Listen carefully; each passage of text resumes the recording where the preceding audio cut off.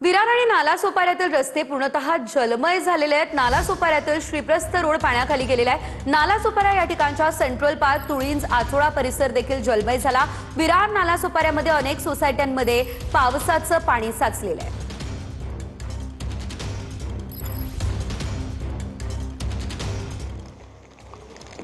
नाव number TV number पण सांगा।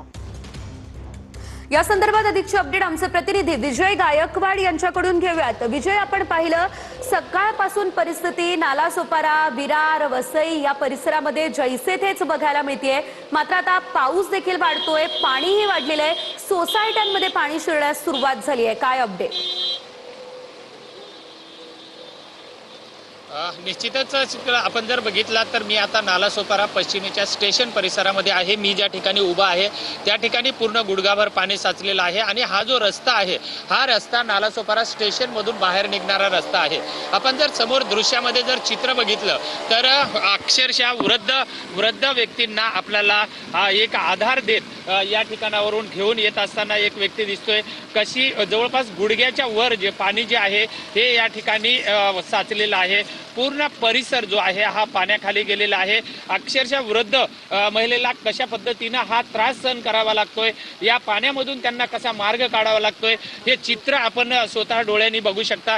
कारण ज्या कामावरून घरी जाणाऱ्या ज्या महिला आहेत यांना कशा पद्धतीने या पाण्यातून मार्ग काढावा लागतोय। कारण हा एसटी नालासोपारा पश्चिम एसटी बस हाचा डेपो आहे आणि ह्या डेपो पूर्ण पाण्याखाली गेलेला आहे। जवळपास गुडघाभर ते मांडी इतकं पाणी जे आहे हे ह्या पूर्ण रस्त्यावरती साचलेलं आहे। ज्याप्रमाणे ही पश्चिमेची स्थिती आहे त्याचप्रमाणे विरार पूर्वेला सुद्धा अशाच पद्धतीचे Nalasopara, central park, आचोळा, Tulinj road ही जे रस्ते आहेत हे सगळे पाण्याखाली गेलेले आहेत। या ठिकाणी पूर्ण वसई, विरार, नालासोपाऱ्यामध्ये जो आहे हा पावसाने सकाळपासून हाहाकार माजवलेला आहे। आज आणि उद्या दिवसभरासाठी हवामान खात्याने अतिवृष्टीचा इशारा दिलेला आहे आणि मुसळधार पाऊस जो आहे हा या ठिकाणी कोसळताना आपल्याला दिसून येतोय। पावसाचा जोर मात्र कुठेही कमी होत असताना दिसत नाही। अक्षरशः गाड्या ज्या आहेत ह्या बंद पडत आहेत आणि एवढ्या मोठ्या पाण्यामधून गाड्या लोटत या ठिकाणी घेऊन जाव्या लागत आहेत।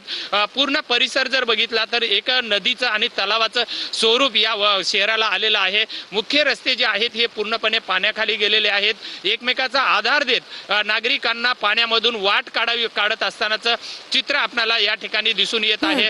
कारण नालासोपारा हे सर्वात जास्त लोकसंख्येचं शहर आहे। धन्यवाद तुम्ही दिलेल्या सर्व सविस्तर अपडेटसाठी विजय। आपण पाहू शकतो नालासोपाऱ्यातील श्रीप्रस्थ रोड हा पूर्णतः आता पाण्याखाली गेलेला आहे।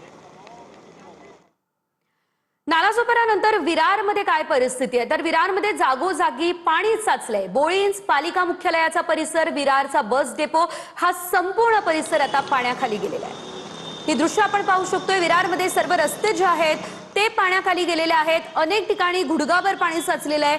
अनेक ठिकाणी रस्त्याला नद्यांचं स्वरूप आलेलं आहे आणि याच पाण्यातून नागरिकांना, वाहन चालकांना वाट काढावी लागतेय। स्वतः या ठिकाणी पालिका आयुक्तांनी देखील संपूर्ण परिस्थितीचा आढावा घेतलेला आहे। बस डेपोचा परिसर देखील जलमय झालेला आहे।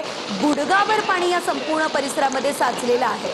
संपूर्ण विरार हे पाण्याखाली गेलेलं आहे। पालिका मुख्यालयाचा परिसर देखील आपण पाहू शकतोय। पालिका मुख्यालयाच्या परिसरामध्ये देखील मोठ्या प्रमाणात पाणी साचलेलं आहे।